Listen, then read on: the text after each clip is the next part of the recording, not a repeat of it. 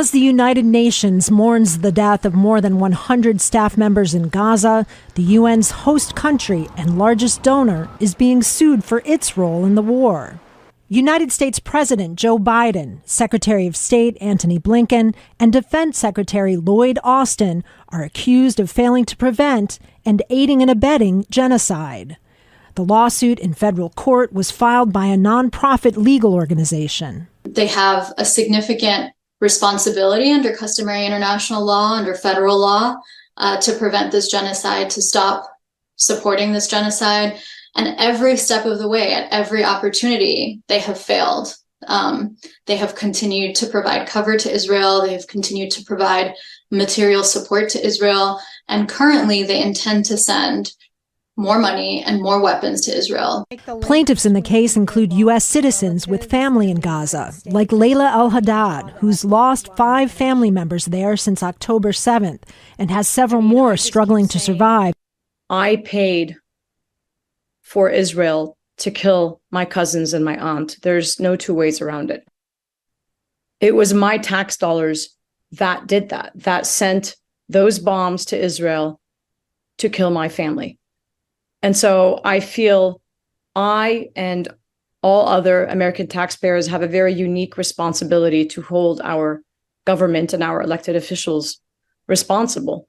The Convention on the Prevention of Genocide was unanimously adopted by the UN General Assembly in 1948, but was not formally ratified by U.S. Congress until 1988 in legislation that was sponsored by then-Senator Joe Biden.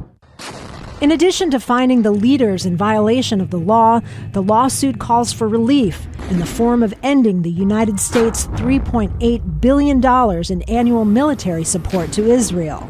The White House has yet to respond to our request for comment on the case. While it would be unusual for the U.S. judiciary to rule on U.S. policy abroad, lawyers say there is extensive evidence to support their case, and that it's not just a matter of saving lives, but one of international law and order. Kristen Salumi, Al Jazeera, the United Nations. Reports of Russia's human rights abuses and violations of international humanitarian law are mounting by the hour.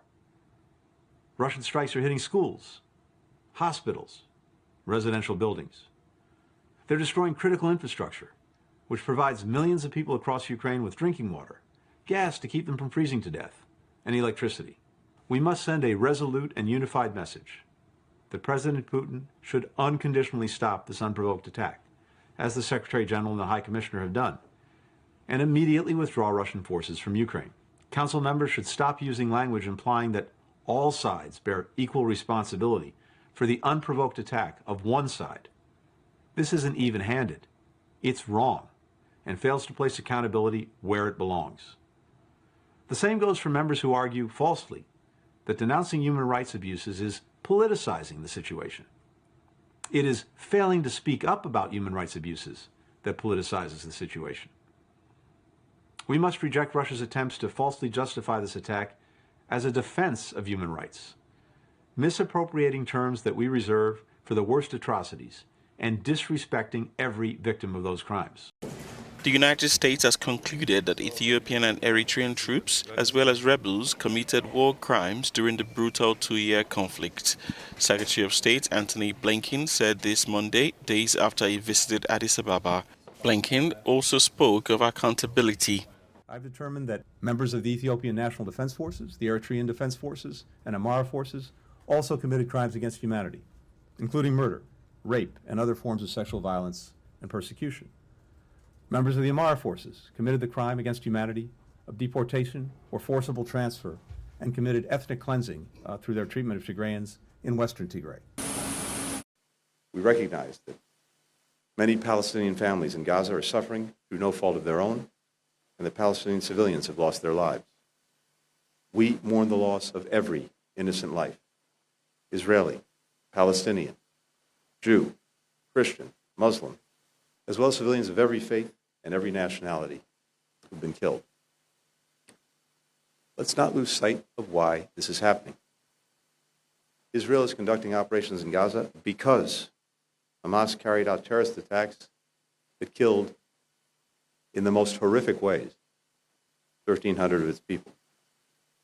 Hamas terrorists slaughtered, raped, mutilated, tortured, burned innocent civilians, from babies to the elderly, men, women, boys, and girls.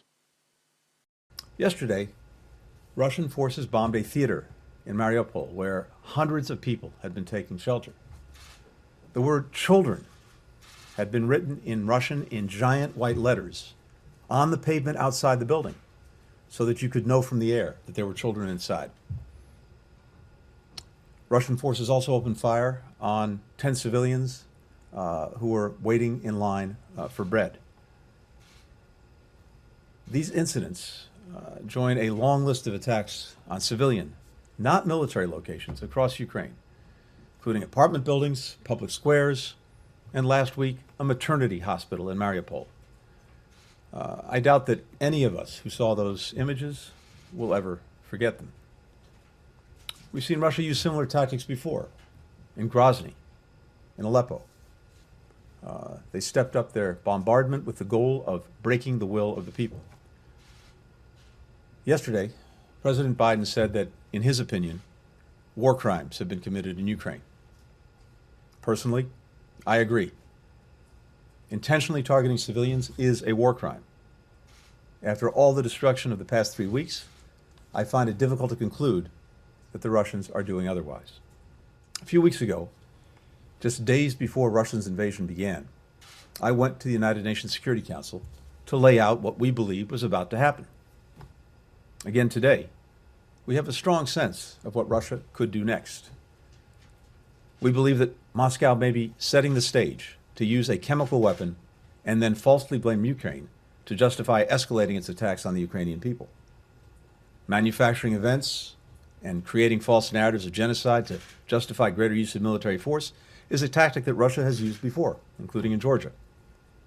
We believe Russia will bring its mercenaries from private military groups and foreign countries to Ukraine. President Putin acknowledged as much over the weekend when he authorized the recruitment of additional forces from the Middle East and elsewhere. Another indication that his war effort is not going as he hoped it would.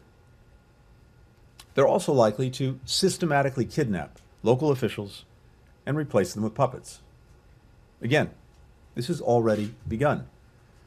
The mayor of Melitopol was grabbed off the street several days ago, released yesterday in a prisoner exchange. The mayor of another city in southern Ukraine was also kidnapped.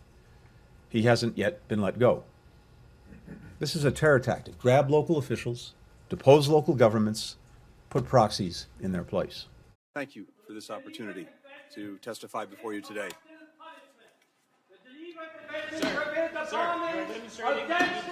Populated areas.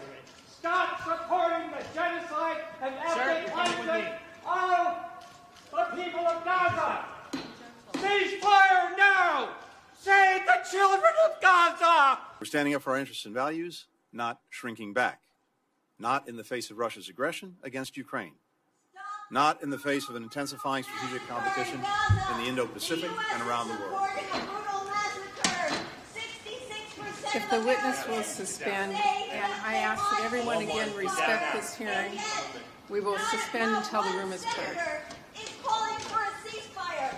Shame on you all. Our diplomacy, our development must work hand in hand. Committee will suspend, and again, I appreciate that people feel passionately about these issues. I would ask that you respect our witnesses and our committee members and allow the American people to hear their testimony. Come on, I'm an Army colonel, I'm a former diplomat, I resigned on that war in Iraq that you talked about. That was a terrible thing, and what we're